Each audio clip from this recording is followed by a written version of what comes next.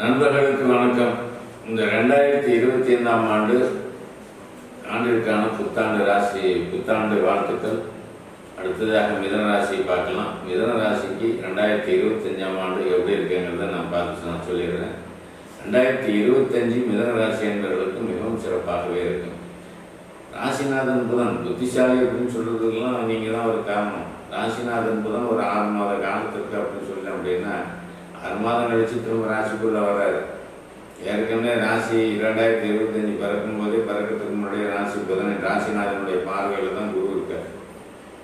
அப்போ உங்களுக்கு சிறப்பான ஆண்டை நிர்வகிச்சு தான் எடுக்கலாம். 7ஆம் அதிபதி 12 இருக்கிறார், 7ஆம் அதிபதி 12 இருக்கிறார்.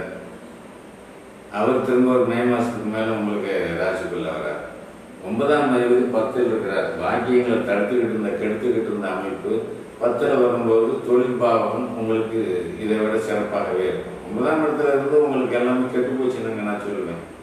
உனக்கு உதவி செய்யக்கூடியவரே உங்களுக்கு எதிரியாக மாறுவாங்க. பாக்கியங்கள் அதனால தான் வேணும். மனைவியே எதிரியாக மாறுவாங்க. இதெல்லாம் நடந்து முடிஞ்ச விஷயங்களாக இருந்தாலும் கூட கணவன் மனைவி உறவுகள் சற்று பிரிவையும் சலசலப்பையும் தகப்பன் தாஷ்ட நமக்கு எதிர்மறையாக யோசிக்கிறதும் நமக்கு தேவையானதை செய்யாத அமைப்பு. அதாவது நான் சொல்லக்கூடியது மிதன ராசியில் தகப்பன் இருந்தாலும் சரி, அவங்க குடும்பத்தை கவனிக்க மாட்டாங்க, ஒழுங்காக தொழில் பண்ண மாட்டாங்க, வேலைக்கு போக மாட்டாங்கிற ஒரு அமைப்பு கடந்த ஒரு வருஷமாக அதிகமாக கூடுதலாக இருந்தது.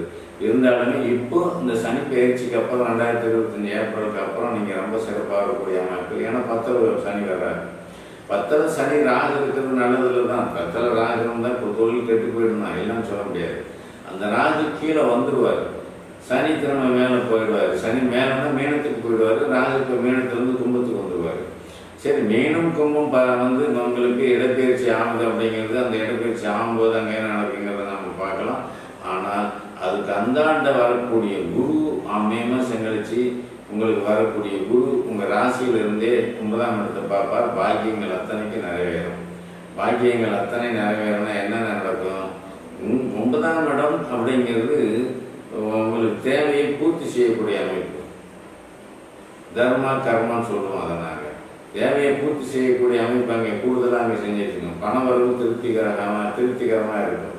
செல்வாக்கு அப்படின்னு வேலை இல்லாதவர்களுக்கு வேலை இங்கே கிடைக்கக்கூடிய அமைப்பு. வேலை கண்டிப்பாக கூடுதலாக இருக்கும். திருமண வயசில் இருக்கிறவங்களுக்கு திருமணம் கண்டிப்பாக நடக்கும். பாக்கியங்கள்னு அதுதான் சொல்லப்படுது. எப்பயுமே 9ஆம் இடத்தை உருவாக்கவங்க நல்ல அமைப்பு. 4ஆம் இடத்துல கேது இருக்கிறது ஒரு பாதுகாப்பு தான்.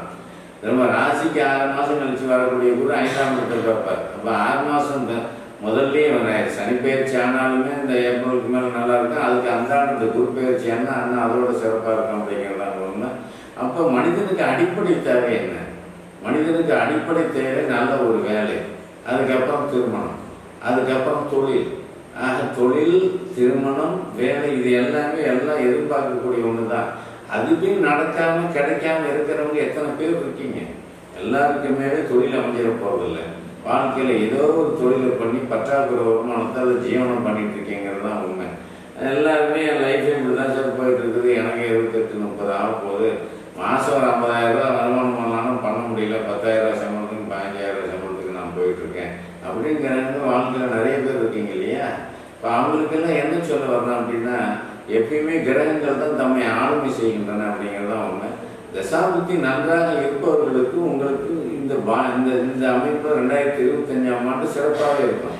ராசிக்குள்ள குரு வர்றதும் 9 இருக்கக்கூடிய சனி உங்களுக்கு மேலே 10க்கு போகிறதும் 9லேயே சுக்கிரன் இருப்பதும் என்ன ராசிக்கு 2ல் செவ்வாய் இருப்பதும் இதெல்லாம் நல்ல அமைப்பு தான். எந்த கெடுதலும் இங்கே நான் சொல்கிறதுக்கு இங்கே வாய்ப்பு இல்லை. ஆக நீங்கள் நல்லா இருக்கணும், நல்ல வருமானம் பண்ணணும், நல்ல தொழில் அமைப்பில் இருக்கணும். வாழ்க்கையில் செல்வாக்கு கூடுதலாக மற்றவர்களை அதிக வருமானம் பண்ணி நாமளும் பெரிய வீடு கட்டணும், வண்டி வாகனத்தை வாங்கணும், பார்க்குறவங்க நம்மளை பார்த்து மெச்சிக்கணும் அப்படிங்கிற லெவலில் மனசு உறுத்திக்கிட்டு இருந்த உங்களுக்கு கண்டிப்பாக இப்போ நான் சொன்ன விஷயங்கள் எல்லாமே கூடுதலாக அங்கே நடக்கும். தொழில் தொடங்குவீங்க, தொழிலில் நிகர லாபத்தை சம்பாதிப்பீங்க. எல்லா வகையிலும் கூடுதலான செல்வாக்கு, என்ன தொழில் நீங்கள் பண்ணிட்டு இருந்தாலும் அந்த கூடுதல் செல்வாக்கு அங்கே இருக்கும்.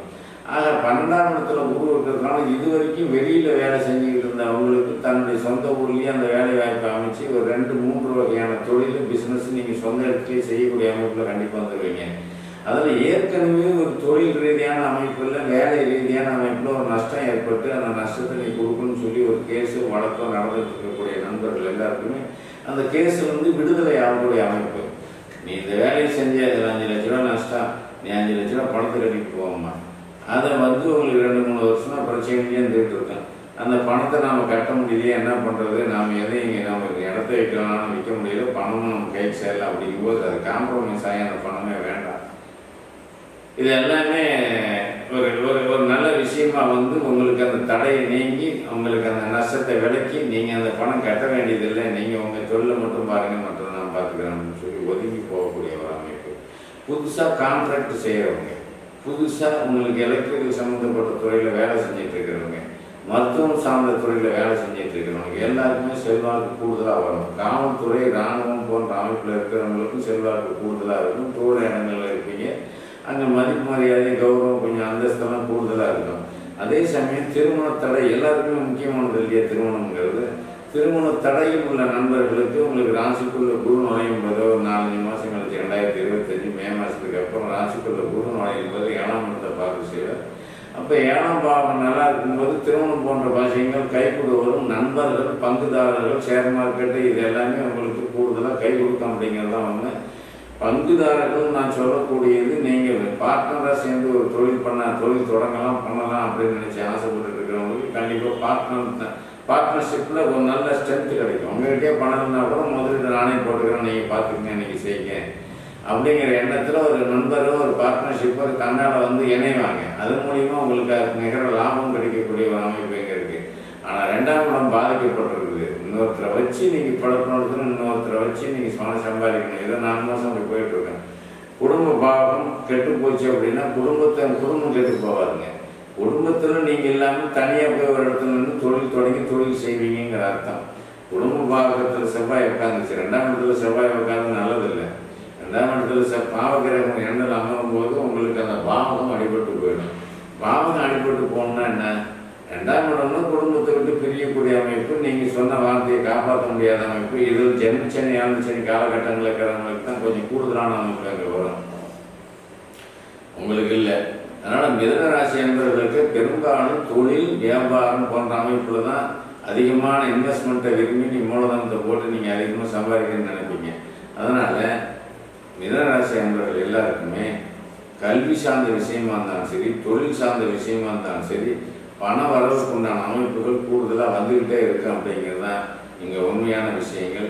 தாய் தகப்பனுக்கு உடல்நிலை பாதிக்கப்பட்டிருக்குது, அவங்களுக்கு மருத்துவ செலவு பண்ணணும்னு நினச்சிக்கிட்டு இருந்த மிதுன ராசி அன்பர்கள் எல்லாருக்குமே அவங்களுக்கும் மருத்துவ செலவு இந்த அமைப்பெல்லாம் பண்ணி அவங்களும் நல்ல நல்லா பாதுகாப்பு பண்ணி அவங்களையும் கொண்டாந்து நல்ல முறையில் பாதுகாப்பாக நீங்கள் வச்சுருப்பீங்கிறது தான் உண்மை. அதே அமைப்பில் புதுசாக சொத்து வாங்கி சொத்து சேர்க்கை அப்படின்னு நினைக்கக்கூடிய அன்பர்கள் எல்லாருக்குமே புது இடம் ஒன்று தேர்வு செஞ்சுருப்பீங்க. அது ரொம்ப நாளாக கைக்கு வரலன்னு நினச்சிட்டு இருப்பீங்க. அதை வாங்கி நீங்கள் கரையம் பண்ணுற அமைப்பு கண்டிப்பாக அங்கே உண்டு.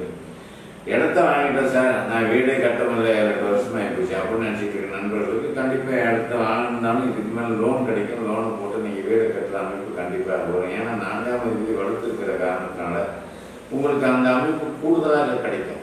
எல்லாமே ஒரு அதிர்ஷ்டமும் நேரமும் கை கொடுக்கும்போது தான் சில விஷயங்கள் நமக்கு ஒத்து வரும் நடக்குங்கிறது தான் உண்மை. அப்போ அந்த அதிர்ஷ்டத்துக்கு உண்டான நேரம் வந்துருச்சு அப்படின்னு நீங்கள் சொல்லலாம். சரி, தடைகள் எப்போ வரும்? ஜாதகத்தில் ராசியை சனி பார்க்கும்போது தடை உண்டாகும், ராசியோட ராகு நெருங்கும்போது தடை உண்டாகும். அதை பார்க்கணும்னு வச்சுக்கோங்க. எந்த திசை நடந்தாலுமே உங்களுக்கு வாழ்க்கையில் தடைகள் இல்லாமல் போயிட்டு இருக்கோம். தடை இல்லாமல் போனாவே நாம் கோடி கணக்கில் சம்பாதிக்க முடியுங்கிறது தான் அமைப்பு. ஆக தடைங்கிறது உண்டு பண்ணுறவர் சனி. அவர் 9 10க்கு போயிட்டார். 10க்கு வந்தவொன்னே உங்கள் தொழில் நல்லா தான் மேம்படுத்துவார். மிதனத்துக்கு ராஜயோகாதிபதினு சொல்லக்கூடிய சனி 7, 8, 9 8ஆம் அதிபதியும் 9ஆம் அதிபதியாக செயல்படுவார். அவர் 8ஆம் அதிபதி 8ஆம் அதிபதியாக செயல்படும் போது தூரங்களுக்கு நகர்த்துறதும், 9ஆம் அதிபதியாக வரும்போது தொழில் பாவத்தை கெடுக்கிறதும், 10ல் வரும்போது தொழில் பாவத்தை வலிமைப்படுத்துகிற அமைப்பு பண்ணும். இப்போ மிதனத்துக்கெல்லாம் 9ல் சனி. என்னதான் 9ல் சனி இருந்தால் அப்பா உதவ மாட்டார். அவங்க அப்பா செய்கிற தொழிலாக இருந்தாலும் சரி, நீங்கள் செய்கிற தொழிலாக இருந்தாலும் சரி, இந்த தொழில் நின்று போய்டும், கெட்டு போய்டும். அப்படிங்கிறது தான் விதி. அதாவது கறக்கும் போதே சனி இருக்கப்படாதவங்க இன்றைக்கி போச்சாரத்துலேயும் 9 2-3 வருஷமாக சனி இருந்துட்டு இருக்குது. 3 வருஷமாக மிதனராசிக்காரங்க எல்லாமே 3 வருஷமாக தொழில் நல்லா, அதுக்கு முன்னாடி 3 வருஷமாக நல்லா இல்லை அப்படின்னு சொல்லலாம். ஆக மிதனராசி கடுமையாக பாதிக்கப்பட்டு நீங்கள் தான் இப்போ தான் ரிலீஃபாக வெளியே வரீங்க.